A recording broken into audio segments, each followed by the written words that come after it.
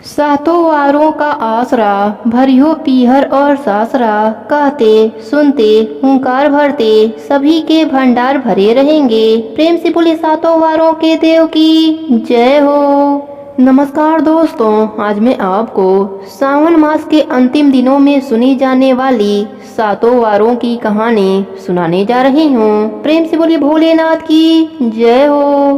पहले सुनते हैं सावन रविवार व्रत की कथा। प्राचीन समय की बात है, एक गांव में दो भाई राम प्रकाश और कमलकांत एक साथ रहते थे। उनमें से बड़ा भाई राम प्रकाश बहुत सीधा साधा था और उसकी पत्नी सत्यवती भी बहुत सीधी थी। यह परिवार सूर्यवंशी था, इसलिए वह सूर्य भगवान को अपना कुल देवता मानकर उनकी पूजा करते थे। सत्यवती हर दिन सूर्य भगवान की पूजा करती और कथा कहती थी। साथ ही वह रविवार का व्रत भी रखती थी। परंतु इसके विपरीत कमलकांत की पत्नी संजना नए विचारों वाली थी। वह पूजा पाठ में बिल्कुल विश्वास नहीं रखती थी। कमलकांत भी सीधा था, पर संजना उसके समझाने पर भी पूजा नहीं करती थी। कमलकांत उसे समझाता कि ऐसा ना करने से सूर्य भगवान, जो कि हमारे कुल देवता हैं, वह नाराज हो जाएंगे, पर वह नहीं मानती और अपनी जेठानी को अनपढ़ गवार कहकर उसका मजाक उड़ाया करती थी। दोनों भाई एक साथ रहते थे, एक ही साथ खेत में काम करते, घर में सुख शांति थी। लेकिन एक दिन संजना की किसी बात पर सत्यवती से लड़ाई हो गई और वह कमलकांत से कहने लगी, मैं अब अलग रहना चाहती हूँ। सभी ने उसे बहुत समझाया, पर वह नहीं माने और घर, खेत, रुपए पैसा आदि में बंटवारा कर दिया। अब दोनों भाई अलग अलग रहने लगे। रविवार के दिन सत्यवती ने व्रत किया। शाम को उसने सूर्य भगवान की पूजा की और जल चढ़ाया। उसी समय संजना वहां आई और कहने लगी, यदि तुम्हारे सूर्य भगवान इतने ही सच्चे हैं तो शाम होते ही मुंह छुपाकर भाग क्यों जाते हैं, और जब भी बादल आते हैं वह उनके पीछे क्यों छिप जाते हैं। मैं तो कभी भी ऐसे भगवान की पूजा नहीं करूंगी। सत्यवती ने उसे बहुत समझाया, पर वह नहीं माने और संजना सूर्य भगवान की हंसी उड़ाते हुए घर में चली गई। सत्यवती को दुख हुआ। उसे डर भी था कि यदि कुल देवता नाराज हो गए तो परिवार पर बहुत संकट आ सकता है। रात को जब सत्यवती सो रही थी तो सपने में उसे सूर्य भगवान ने दर्शन दिया और कहा, मैं तुम्हारी भक्ति से बहुत प्रसन्न हूँ, मांगो क्या मांगती हो। तब सत्यवती ने कहा, प्रभु मेरी देवरानी नासमझ है, उसके कारण आप रुष्ट ना होना, उसे क्षमा कर देना। सत्यवती की बात सुनकर श्री भगवान बहुत प्रसन्न हुए और उन्होंने कहा, ठीक है, मैं उसे क्षमा करता हूँ। साथ ही मैं तुम्हें सोने का एक सिक्का देता हूँ, इसे अपने धन के साथ रख देना, तुम्हें कभी भी धन की कमी नहीं होगी। यह कहकर सूर्य भगवान अंतर ध्यान हो गए। सुबह जब सत्यवती उठी तो देखा उसके सिरहाने सोने का सिक्का चमक रहा है। उसने अपने पति को सपने के बारे में बताया। राम प्रकाश ने सूर्य भगवान को नमस्कार किया और वह सिक्का अपने संदूक में रख दिया। कुछ दिन के बाद जब उन्होंने संदूक खोला तो वह धन, जेवर आदि से भरा था और उनके बीच सोने का सिक्का चमक रहा था। दोनों पति पत्नी अमीर हो गए। उन्होंने बहुत बड़ा मकान बनवाया और उसमें श्री भगवान की बड़ी सी प्रतिमा स्थापित की। संजना को जब यह बात पता लगा तो उसने अपने पति से कहा, आप जाकर पता करो कि उनके पास इतना धन कहां से आया। कमलकांत जाने से मना किया, पर संजना लड़ने लगी। तब कमलकांत राम प्रकाश के घर गया। दोनों भाई गले मिले और एक दूसरे से बातें करने लगे। कमलकांत के पूछने पर राम प्रकाश ने उसे सारी बात बताई। संजना ने जब यह सुना तो उसने भी लालच में आकर सूर्य भगवान का व्रत किया, पर उसके मन में जरा भी श्रद्धा नहीं थी। उसने बड़ी मुश्किल से दिन काटा और शाम को व्रत खोला। रात में वह सोई, पर उसे कोई भी सपना नहीं आया। सुबह उठकर देखा तो कहीं भी कोई सिक्का नहीं था। उसे लगा उसके जेठ जेठानी ने उसके पति से झूठ बोला है, भगवान तो होते ही नहीं हैं। इस तरह वह लड़ने के लिए बाहर निकली। तभी बाहर एक भिखारी खड़ा था। उसने संजना से खाना मांगा। संजना ने उसे डांटकर भगा दिया। वह सत्यवती के घर पहुंची। वहां जाते ही सत्यवती ने उसका स्वागत किया और पूछा कि क्या हुआ। तब संजना ने उसे सारी बात बताई। तब सत्यवती ने हंसकर कहा, भगवान किसी भी रूप में आ सकते हैं, आज जिस भिखारी को तुमने भगा दिया वह सूर्य भगवान ही थे। तुम्हारे यहाँ आने से पहले वह मेरे घर भोजन करके असली रूप में प्रकट होकर आशीर्वाद देकर चले गए। तब संजना को अपने भूल का एहसास हुआ और उसने वहीं सूर्य भगवान की प्रतिमा के पैर पकड़ लिया और सच्चे मन से माफी मांगने लगी।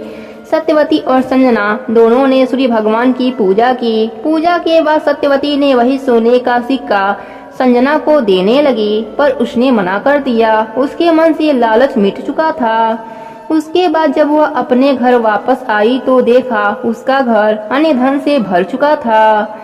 हे सूर्य भगवान, जैसे आपने देवरानी और जेठानी पर कृपा करी वैसे ही अपने सभी भक्तों पर अपनी कृपा बनाए रखना। कहानी अधूरी हो तो पूरी करना, पूरी हो तो मान रखना। प्रेम से बोलिए सूर्य भगवान की जय हो। अब सुनते हैं सोमवार व्रत की कथा। प्रेम से बोलिए भोलेनाथ की जय हो। एक गांव में एक छोटा सा परिवार रहता था। इस परिवार में रामू अपने पत्नी सुमन व अपने माँ के साथ रहता। रामू दिन रात खेतों में काम करता और बड़ी मुश्किल से अपने परिवार का पालन पोषण कर पाता। रामू की माँ भगवान शिव की बड़ी भक्ति किया करती थी। वह दिन रात भगवान के भजन पूजन में लगी रहती, लेकिन उसकी बहू सुमन बिल्कुल इसके विपरीत पूजा पाठ से कोसों दूर रहती और हमेशा खाने पीने और मौज मस्ती में लगी रहती। अपने सास के सामने वह सीधी बनकर रहती और जब भी उसकी सास मंदिर जाती वह पीछे से बढ़िया पकवान बनाकर खाती और सारे पड़ोस में इधर उधर की बुराई भलाई की बातें किया करती और अपने सास के वापस आने से पहले घर आ जाती। सास प्रत्येक सोमवार को शिव जी के मंदिर में शिवलिंग पर दूध चढ़ाया करती, जिसके लिए वह पहले से दूध मंगा लेती और एक बर्तन में रख देती। सोमवार को वह दूध शिव जी पर चढ़ा देती। सुमन को यह बात अच्छी नहीं लगती। वह सोचती कि मेरी सास बेकार ही इतना दूध बहा देती हैं। एक दिन सुमन ने देखा कि घर में कोई नहीं है और उस बर्तन में जिसमें दूध रखा था जो शिव जी पर चढ़ाया जाना था, उसमें चुपचाप उसमें से आधा दूध निकाल लिया और आधा पानी मिला दिया। सुमन की सास ने हर सोमवार की तरह वह उस दिन भी दूध शिव जी पर चढ़ा दिया। इसी प्रकार 16 सोमवार बीत गए। 16वें सोमवार जब सुमन ने दूध निकाला तो उसकी सास ने देख लिया। उसने अपने बहू से कहा, इससे शिव जी नाराज हो जाएंगे। तब सुमन ने कहा, माँ जी, मैं तो पिछला 15 सोमवार से ऐसा ही कर रही हूँ। आपके शिव जी को नाराज होना होता तो वह मुझे जरूर दंड दे दिए होते। आप तो बेकार ही दूध बर्बाद कर देती हैं। यही आधा पानी वाला दूध चढ़ा आइए अपने भोलेनाथ पर, वह इसी से प्रसन्न हो जाएंगे। सुमन की सास दुखी मन से दूध लेकर मंदिर में पहुंची और उसने वह दूध शिव जी पर चढ़ा दिया। फिर वहीं बैठकर उनके पिंडी के सामने बोलने लगी, हे भोले शंकर, मेरी बहू ने जो पाप किया है उसमें मैं भी भागीदार हूँ।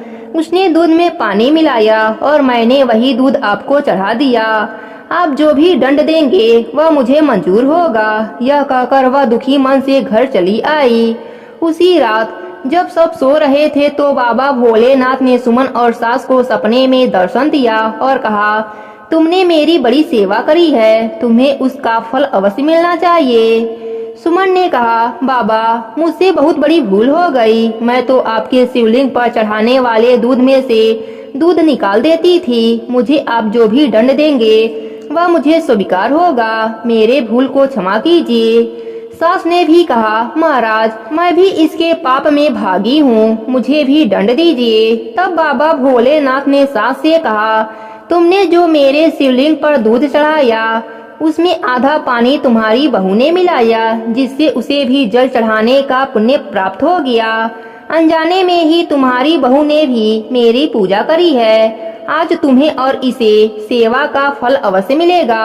यह कहकर बाबा अंतर ध्यान हो गए। सुमन और उसकी सास की आंख खुली तो सुबह हो चुकी थी। उन्होंने देखा उनका घर अन्य धन से भर चुका है। चारों तरफ पैसे और अन्न के भंडार भरे हुए हैं। दोनों बाबा भोलेनाथ के सामने नतमस्तक होकर भोलेनाथ की जयकारा लगाने लगे।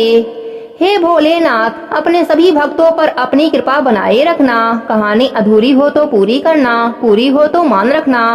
प्रेम से बोलिए भोलेनाथ की जय हो। अब सुनते हैं मंगलवार व्रत की कथा। प्रेम से बोलिए मंगल देव की जय हो। एक बुढ़िया थी, वह मंगल देवता को अपना इष्ट देवता मानकर सदैव मंगल का व्रत रखती और मंगल देव का पूजन किया करती। उसका एक पुत्र था जो मंगलवार को उत्पन्न हुआ था, इस कारण उसको मंगलिया के नाम से बोला करती। मंगल देव के दिन न तो घर को लीपती न ही पृथ्वी खोदती। एक दिन मंगल देवता उसकी श्रद्धा की परीक्षा लेने के लिए उसके घर में साधु का रूप बनाकर आए और द्वार पर आवाज दी। बुढ़िया ने कहा, महाराज क्या आज्ञा है? साधु ने कहा, बहुत भूख लगी है, भोजन बनाना है, इसके लिए तू थोड़ी सी जमीन लीप दे तो तेरा पुण्य होगा। यह सुनकर बुढ़िया ने कहा, महाराज आज तो मंगलवार की व्रती हूँ, इसलिए मैं चौका नहीं लीप सकती, कहो तो जल का छिड़काव कर दूं, उस पर भोजन बना लेना। साधु कहने लगा कि मैं गोबर से ही लिपे चौके पर खाना बनाता हूँ। बुढ़िया ने कहा, पृथ्वी लिपने के सिवाय और कोई सेवा हो तो मैं सब कुछ करने के वास्ते उद्यत हूँ। तब साधु ने कहा कि सोच समझकर उत्तर दो, जो कुछ भी मैं कहूँ सब तुमको करना होगा। बुढ़िया कहने लगी कि महाराज पृथ्वी लिपने के अलावा जो भी आज्ञा करोगे उसका पालन अवश्य करूंगी। बुढ़िया ने ऐसे ही 3 बार वचन दे दिया। तब साधु कहने लगा कि तू अपने लड़के को बुलाकर औधा लिटा दे, मैं उसकी पीठ पर भोजन बनाऊंगा। साधु की बात सुनकर बुढ़िया चुप हो गई। तब साधु ने कहा, बुला ले लड़के को, अब सोच विचार क्यों करती है? बुढ़िया मंगलिया मंगलिया कहकर पुकारने लगी। थोड़ी देर बाद लड़का आ गया। बुढ़िया ने कहा, जा बेटे, तुझको बाबा जी बुलाते हैं। लड़के ने बाबा जी से जाके पूछा, क्या आज्ञा है महाराज? बाबा जी ने कहा कि जाओ अपनी माता जी को बुला लाओ। तब माता आ गई तो साधु ने कहा कि तू ही इसको लिटा दे। बुढ़िया ने मंगल देवता का स्मरण करते हुए लड़के को औधा लिटा दिया और उसकी पीठ पर अंगीठी रख दी। कहने लगी कि महाराज अब जो कुछ आपको करना है कीजिए, मैं जाकर अपना काम करती हूँ। साधु ने लड़के की पीठ पर रखी हुई अंगीठी में आग जलाई और उस पर भोजन पकाया। जब भोजन बन चुका तो साधु ने बुढ़िया से कहा कि अब अपने लड़के को बुला लो, वह भी आकर भोग लगा ले। बुढ़िया कहने लगी कि यह कैसी आश्चर्य की बात है कि उसकी पीठ पर आपने आग जलाई और उसी को प्रसाद के लिए बुलाते हैं। क्या यह संभव है कि अब भी आप उसको जीवित समझते हैं? आप कृपा करके उसका स्मरण भी मुझको न कराइए और भोग लगाकर जहाँ जाना हो जाइए। साधु के अत्यंत आग्रह करने पर बुढ़िया ने ज्यों ही मंगलिया मंगलिया कहकर आवाज लगाई, त्यों ही एक ओर से दौड़ता हुआ वह आ गया। साधु ने लड़के को प्रसाद दिया और कहा कि माई तेरा व्रत सफल हो गया, तेरे हृदय में दया है और अपने इष्ट देव में अटल श्रद्धा है, इसके कारण तुझको कभी भी कोई कष्ट नहीं पहुँचेगा। हनुमान जी की कृपा से बुढ़िया माई का घर अन्य धन से भर गया, वह सुखी जीवन जीने लगी। हे हनुमान जी, अपने सभी भक्तों पर अपनी कृपा बनाए रखना, कहानी अधूरी हो तो पूरी करना, पूरी हो तो मान रखना। प्रेम से बोलिए हनुमान जी की जय हो, मंगल देवता की जय हो। अब सुनते हैं बुधवार व्रत की गणेश कथा। प्रेम से बोलिए गणेश भगवान की जय हो। बहुत समय पहले की बात है, एक गांव में एक भाई बहन रहते थे। भाई बहुत गरीब था पर उसकी बहन पैसे वाली थी। जब बहन के ननद का विवाह था तब बहन ने न अपने भाई को विवाह में आने का निमंत्रण दिया और न ही कोई चिट्ठी भेजी। भाई को बाहर वाले से पता चला कि उसकी बहन के ननद का विवाह है। भाई ने गांव वालों को बताया। तब गांव वालों ने अपने घर से चुनरी, बिछिया और साड़ी जैसा जिनसे बन पड़ा कन्या के लिए दिया। भाई सारा सामान लेकर बहन के गांव पहुंचा। बहन के घर जाने पर बहन की देवरानी बोली, भाभी जी आपके भाई आए हैं। बहन ने पूछा, कैसे आए हैं और क्या पहना है? देवरानी ने कहा, पैदल आए हैं, फटी पगड़ी फटी धोती पहने हैं। बहन बोली, मेरे ससुर हवेली के सामने दुकान में बैठे हैं, मुझे शर्म आती है। भाई को बोलो पीछे के दरवाजे से आए। भाई के आते ही बहन ने भाई को एक कमरे में बंद कर बाहर से ताला लगा दिया। एक तरफ लड़की का विवाह हो रहा था, गाजे बाजे बज रहे थे, अतिथियों को भोजन कराया जा रहा था और दूसरी तरफ भाई को कोई पानी तक पूछने वाला नहीं था। भांजे की बहू को दया आई और उसने दरवाजा खोल दिया। दरवाजा खुलते ही भाई वहाँ से भागा। 2 दिनों से भूख प्यास के कारण उसे चक्कर आने लगे। रास्ते में गणेश भगवान का मंदिर था, वहाँ जाकर गिर गया। रोते रोते गणेश भगवान को अपनी व्यथा सुनाई और बोला, आज मेरी गरीबी के कारण से मेरी सगी बहन ने मुझे धिक्कार दिया। घर जाने पर जब मेरी पत्नी पूछेगी कि विवाह से क्या मिठाई लेकर आए हो तो मैं क्या जवाब दूंगा। गणेश भगवान को उस पर दया आ गई और वह बोले, मेरे बगीचे से ककड़ी और तरबूज तोड़कर ले जा। भाई ने ककड़ी तोड़कर झोला भर लिया और अपने घर गया। घर जाते ही बच्चों ने पूछा, पिताजी बुआ के यहाँ से हम लोगों के लिए क्या लाए हैं। झोला खोलते ही छोटे तरबूज सोने के गेंद में बदल गए। बाकी की तरबूजे काटे तो उनमें से हीरे मोती निकले। पत्नी बोली, आप बहन के घर से इतना कुछ क्यों लाए? आपकी बहन ने हम लोगों को बहुत ज्यादा दे दिया है। भाई ने कुछ जवाब नहीं दिया। गणेश भगवान की कृपा से उनके दिन बदल गए। भाई का काम धंधा जोरों से चलने लगा। धीरे धीरे गाने बने, रहने के लिए मकान बन गए। पत्नी बोली, ननद जी को बुलाकर लाओ। भाई नए कपड़े नए जूते पहनकर रथ में बैठकर बहन को लेने गया। देवरानी बोली, भाभी जी आपके भाई आए हैं। बहन ने पूछा, कैसे आए हैं और क्या पहना है? देवरानी बोली, रथ में बैठकर खूब ठाठ बाट से आए हैं। बहन बोली, मेरे भाई को बोलो कि हवेली के सामने से आए, मेरे ससुर देवर जेठ देखेंगे। भाई का बहन ने खूब स्वागत किया। भाई बोला, मैं तुम्हें लेने आया हूँ। बहन बोली, मुझे भी बहुत दिन हो गए हैं, चलो मैं चलती हूँ। भाई बहन को लेकर अपने घर आया। भाई और उसकी पत्नी ने बहन का खूब आदर सत्कार किया। जो चीजें मांगी सब बनवा कर दिया। बहन बोली, भाई मुझे जूती चाहिए। भाई ने मोची को बुलाया और कहा, मेरी बहन के लिए ऐसी जूती बनाओ जो मुँह से बोले। भाई ने बहन को बहुत सारा धन देकर विदा किया, पर अभी तक वह जूती नहीं आई थी। बहन रवाना होने लगी तब मोची जूतियाँ लेकर आया। बहन के जूती पहनते ही जूतिया बोली, निर्धन भाई की पैसे वाली बहन, गणेश जी का बगीचा नहीं होता तो आज क्या करती बहन। तब भाई की पत्नी ने पूछा, यह कहाँ से आवाज आ रही है? भाई ने कहा, सुबह का समय है, कोई जीव जंतु बोल रहा होगा। भाई ने घोड़े गाड़ी को जल्दी जाने को कहा। बहन के जाते ही पत्नी जिद करके बैठ गई कि जूतिया क्या बोल रही थी। पति ने अपनी पूरी आप बीती सुनाई कि कैसे बहन ने मुझे 2 दिन भूखा रखा, कमरे में बंद कर दिया था। भांजे की बहू ने दरवाजा खोला तब मैं बाहर आया और गणेश भगवान के शरण में जा पहुंचा। गणेश भगवान की कृपा से हमारे दिन बदले हैं। उसने अपने पत्नी को सारी बात बताई। तब पत्नी बोली, अगर मुझे पहले मालूम होता तो मैं आपकी बहन को कुछ ना देती। मेरा दिया हुआ सब कुछ वापस लेकर आओ। तब पति बोला, सुहासिनी के आशीष से ही हमें गणेश भगवान ने सब दिया है। अगर वह मुझे भूखा प्यासा कमरे में बंद नहीं करती तो मैं गणेश भगवान के मंदिर में क्यों जाता? क्या मैं गणेश भगवान को अपना दुखड़ा सुनाता? तुम अपना मन मैला मत करो, अपने पर तो गणेश भगवान की कृपा है और किस चीज की कमी है। फिर दोनों गणेश भगवान के आगे झुककर प्रणाम किए और जयकारा लगाया। हे गणेश जी महाराज, जैसी कृपा आपने गरीब भाई पर करी वैसे ही अपने सभी भक्तों पर अपनी कृपा बनाए रखना। कहानी अधूरी हो तो पूरी करना, पूरी हो तो मान रखना, सबके व्रत को पूर्ण करना। प्रेम से बोले गणेश भगवान की जय हो, भोलेनाथ की जय हो, पार्वती माता की जय हो। अब सुनते हैं बृहस्पतिवार व्रत की कथा। प्रेम से बोले बृहस्पति देव की जय हो। एक गांव में एक साहूकार रहता था, जिसके घर में अन्न, वस्त्र और धन किसी की कोई कमी नहीं थी, परंतु उसकी स्त्री बहुत ही कृषक थी। किसी भिक्षार्थी को कुछ भी नहीं देती, सारे दिन घर के कामकाज में लगी रहती। एक समय एक साधु महात्मा बृहस्पतिवार के दिन उसके द्वार पर आ गए और भिक्षा की याचना करने लगे। स्त्री उस समय घर के आंगन को लीप रही थी। इस कारण साधु महाराज से कहने लगी कि महाराज, इस समय तो मैं घर लीप रही हूँ, आपको कुछ नहीं दे सकती, फिर किसी और अवकाश के समय आना।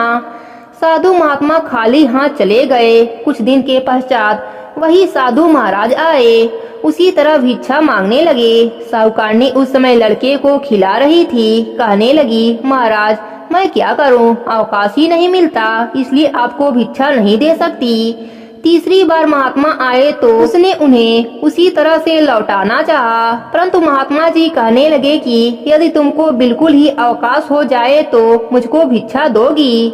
साहूकारनी कहने लगे कि महाराज यदि ऐसा हो जाए तो आपकी बहुत बड़ी कृपा होगी। साधु महात्मा जी कहने लगे कि अच्छा, मैं एक उपाय बताता हूँ। तुम बृहस्पतिवार के दिन सूर्य उदय के बाद उठना और सारे घर में झाड़ू लगाकर कूड़ा एक कोने में जमा करके रख दो।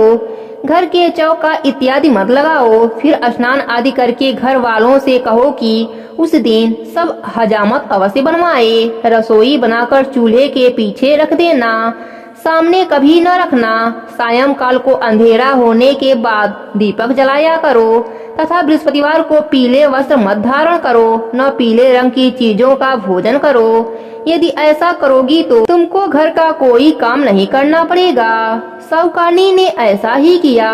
बृहस्पतिवार को दिन चढ़े उठी, झाड़ू लगाकर कूड़े को घर में जमा कर दिया। पुरुषों ने हजामत बनवाई, भोजन बनाकर चूल्हे के पीछे रख दिया। वह सब बृहस्पतिवारों को ऐसा ही करने लगी। अब कुछ काल बाद उसके घर में खाने को दाना न रहा। थोड़े दिनों में महात्मा फिर आए और भिक्षा मांगी, परंतु सेठानी ने कहा, महाराज मेरे घर में खाने को अन्न नहीं है, आपको क्या दूं? तब महात्मा ने कहा कि जब तुम्हारे घर में सब कुछ था तब भी तुम कुछ नहीं देती थी, अब पूरा पूरा अवकाश है तभी भी कुछ नहीं दे रही हो, तुम क्या चाहती हो वह कहो। तब सेठानी ने हाथ जोड़कर प्रार्थना की, महाराज अब कोई ऐसा उपाय बताओ कि मेरे पहले जैसा धन्य धान्य हो जाए। अब मैं प्रतिज्ञा करती हूँ कि आप जैसा कहेंगे वैसा ही करूँगी। तब महात्मा जी ने कहा, बृहस्पतिवार को प्रातः काल उठकर स्नान आदि से निवृत्त हो घर को गौ के गोबर से लिपो तथा घर के पुरुष हजामत न बनवावे। भूखों को अन्न जल देती रहना।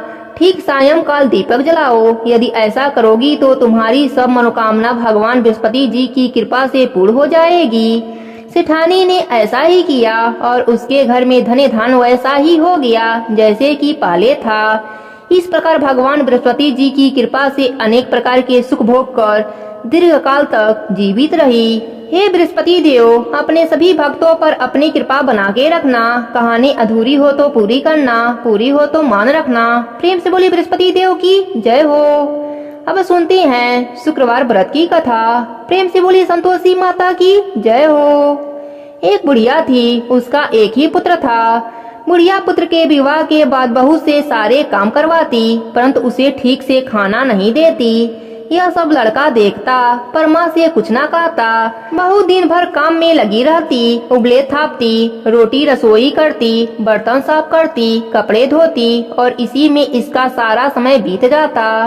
एक दिन लड़का माँ से बोला, माँ मैं परदेश जा रहा हूँ। माँ को बेटे की बात पसंद आ गई तथा उसे जाने की आज्ञा दे दिया। इसके बाद वह अपने पत्नी के पास जाकर बोला, मैं परदेश जा रहा हूँ, अपनी कुछ निशानी दे दो। बहू बोली, मेरे पास तो निशानी देने योग्य कुछ भी नहीं है। यह कहकर पति के चरणों में गिरकर रोने लगी। इससे पति के जूतों पर गोबर के सने हाथों के छाप बन गए। पुत्र के जाने के बाद सास के अत्याचार बढ़ते गए। एक दिन बहू दुखी हो मंदिर चली गई। वहाँ उसने देखा कि बहुत सी स्त्रियां पूजा कर रही थीं। उसने स्त्रियों से व्रत के बारे में जानकारी ली तो वे बोली कि हम संतोषी माता का व्रत कर रहे हैं, इससे सभी प्रकार के कष्ट का नाश होता है। स्त्रियों ने बताया, शुक्रवार को नहा धोकर एक लोटे में शुद्ध जल ले, गुड़ चने का प्रसाद लेना तथा सच्चे मन से माँ का पूजन करना। खटाई भूल कर भी मत खाना और ना किसी को देना। एक समय भोजन करना। व्रत की विधि सुनकर वह प्रति शुक्रवार को व्रत करने लगी। माता के कृपा से कुछ ही दिनों में पति का पत्र आ गया। कुछ दिनों के बाद पैसा भी आ गया। वह बहुत खुश हुई। मंदिर में जाकर अन्य स्त्रियों से बोली, मेरे पति का खत और रुपया संतोषी माता की कृपा से आया है। बहू ने कहा, अब मेरे पति घर आ जाएं तो मैं आपके व्रत का उद्यापन करूंगी। अब एक रात संतोषी माता ने उसके पति को सपना दिया कि तुम अपने घर क्यों नहीं जाते। तो वह कहने लगा, सेठ का सारा सामान अभी बिका नहीं है, इसलिए पैसा भी नहीं दे रहा है। सेठ जी से सारी बातें बताई और घर जाने की इजाजत मांगी, पर सेठ ने इनकार कर दिया। माँ की कृपा से कई व्यापारी आए, सोना चांदी तथा अन्य सामान खरीद कर ले गए। कर्जदार भी रुपया लौटा दिए। अब साहूकार ने उसे घर जाने की इजाजत दे दी। घर आकर माँ को बहुत सारा पैसा दिया। पत्नी ने कहा कि मुझे संतोषी माता के व्रत का उद्यापन करना है। पति और सास मान गए। उसने सभी को न्योता देकर उद्यापन की तैयारियां शुरू कर दी। पड़ोस की एक स्त्री उसे सुखी देखकर उससे ईर्ष्या करने लगी।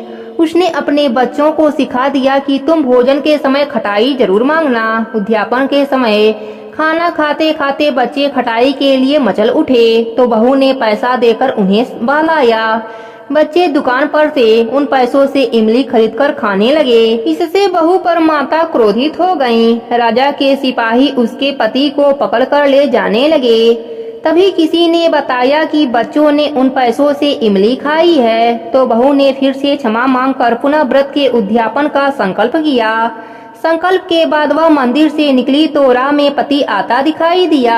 पति बोला, इतना धन जो कमाया था उसका कर राजा मांग रहा था। अगले शुक्रवार को उसने फिर विधिवत व्रत का उद्यापन किया। इससे संतोषी माता प्रसन्न होकर पुत्र प्राप्ति का वरदान दिया। 9 माह के बाद चांद सा सुंदर पुत्र हुआ। अब सास बहू तथा बेटा माँ की कृपा से आनंद से रहने लगे। हे संतोषी माता, अपने सभी भक्तों पर अपनी कृपा बनाए रखना। कहानी अधूरी हो तो पूरी करना, पूरी हो तो मान रखना। प्रेम से बोली संतोषी माता की जय हो। अब सुनते हैं शनिवार व्रत की कथा। प्रेम से बोली शनिदेव की जय हो। प्राचीन समय की बात है। एक गांव में एक सेठ जी रहते थे। उनकी 7 बहुएं थीं। एक दिन वह व्यापार करने के लिए जा रहे थे। रास्ते में काले कौवे पर सवार शनिदेव जी मिले और सेठ जी से बोले, हे सेठ, मैं तुम पर आ रहा हूँ। तब सेठ जी बोले, हम अपने घर वालों से पूछ लूं, तब आप आ जाना। सेठ जी घर आकर घर वालों से बोले, रास्ते में शनिदेव जी मिले थे और कह रहे थे मुझ पर आने के लिए। मैं उनसे क्या कहूँ? बड़ी बहू बोली, पिताजी, हम तो पढ़े लिखे नहीं हैं, छोटी बहू से पूछ लो। छोटी बहू मायके गई थी। तब सेठ जी समधी जी के वहाँ गए। समधी ने खूब आदर सत्कार किया और पूछा, कैसे आना हुआ? सेठ जी बोले, हम बहू से मिलने आए हैं। तब छोटी बहू आई, बोली, पिताजी कहिए। सेठ जी बोले, रास्ते में काले कौवे पर शनिदेव जी मिले और बोले, मैं तुम पर आऊंगा, हम उनसे क्या कहें? तब छोटी बहू बोली, पिताजी आप उनसे कहना, आप सुमति में आवे, कुमति में न आवे, आप सोने लोहे के पैर न आवे, तांबे और चांदी के पैर आवे। जैसे छोटी बहू ने कहा था वैसे ही सेठ जी ने कह दिया। अब शनिदेव जी आ गए। देखने लगे कि बहू ने खाना बनाया। उसने 2 बार सब्जी में नमक डाल दिया। ससुर जी खाना खाने लगे। सास ने पूछा कि भोजन कैसा बना है? ससुर जी बोले, अच्छा बना है, स्वादिष्ट बना है। सारे बेटे बारी बारी से खाना खाकर चले गए। अब बहुओं ने भी खाना खा लिया। जिसने नमक डाला वह खाना खाने बैठी तो जैसे उसने पालक और मुंह में डाला तो उसके मुंह से अन्यास ही निकला, हाय रे कितना नमक है। सब लोगों ने कैसे खा लिया और किसी ने कुछ कहा भी नहीं। मुझे भगवान ने कितना अच्छा परिवार दिया है, कितने अच्छे लोग दिए हैं। अब नमक का मैं ध्यान रखूंगी। शनिदेव बैठे बैठे सब सुन रहे थे। शनि महाराज बोले, जिस घर में इतनी सुमति है और इतनी अच्छी बहुएं हैं वहाँ मैं कुछ नहीं बिगाड़ सकता। और शनिदेव सुख सौभाग्य का आशीर्वाद देकर वहाँ से चले गए। हे शनिदेव, जैसे आपने सेठ के परिवार को सुख सौभाग्य का आशीर्वाद दिया वैसे ही अपने सभी भक्तों पर अपनी कृपा बना के रखना। कहानी अधूरी हो तो पूरी करना, पूरी हो तो मान रखना। प्रेम से बोलिए शनिदेव जी की जय हो।